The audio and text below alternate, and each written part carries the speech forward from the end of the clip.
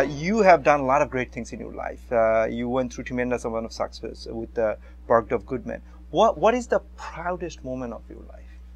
Well, let me sound sentimental. When I married my wife, I was very proud because I had made a decision that was very important, and she helped, as I said, my career. I would say when I became, early on, there were three important points. During the war, I passed all the exams to become a pilot for the Army Air Corps. And I had wanted to do that since I was 12 years old because I took my first flight when I was 12 years old. And like you, anybody, you take the first flight, say, oh, this is what I want. So I set my sights on being an aviation cadet.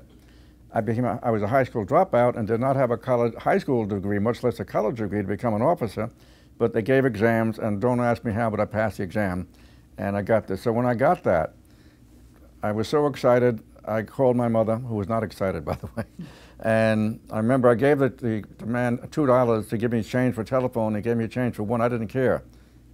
That was proud. I was excited. That was important. I think when I became the CEO of Bergdorf Goodman, I realized I had reached what I considered in my career the ultimate. I now was in early 50s. I knew I'd be working for possibly another 20 years, and this is where I wanted to be. And back to your point, I was dedicated and committed that this had to be a success.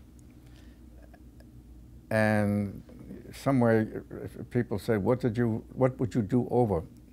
The only problem I had was a corporate problem that you will have and other people have. The owners of the business were still in the business. And I was supposed to run the business with their being there.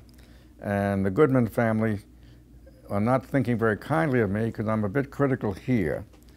That the family was run like a family store. They did $38 million. Bendel's across the street was going like a house of fire. Bloomingdale's was exploding. And these people sitting there say, we're Bergdorf Goodman. And I wrote that this was not the approach that I would take. The opportunity on 58th Street and Fifth Avenue for a luxury market could be tremendous.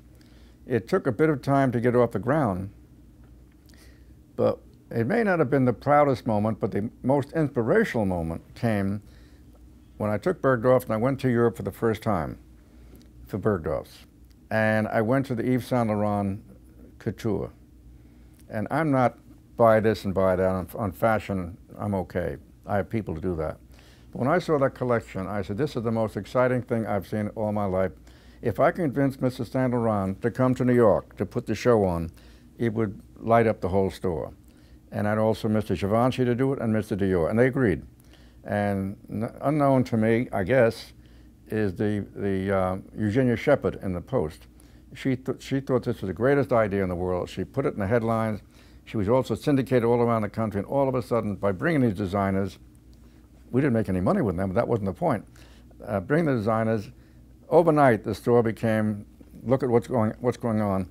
And at that time, Mr. Dumas of Hermes and Mr. Charvet called, we'd like to talk to you about coming to Bergdorf Goodman. So the whole thing began to roll on one inspirational idea.